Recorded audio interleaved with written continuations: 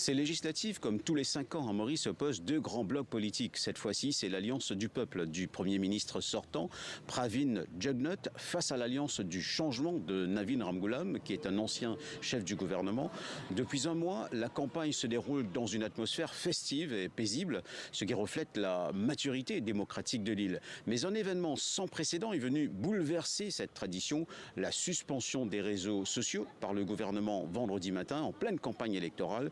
Ce blackout a provoqué une onde de choc dans le pays. Si le Premier ministre invoque un risque d'attaque cyberterroriste, l'objectif réel est ailleurs. Le gouvernement sortant fait face à un double scandale qui a éclaté en pleine campagne électorale, la surveillance massive de citoyens et la fuite de conversations sensibles devenues d'ailleurs virales sur les réseaux sociaux. Ce double scandale a été révélé par un informateur anonyme qui se fait appeler Monsieur Moustache. C'est l'affaire du moment et cela tient en haleine la population et cela secoue le pays.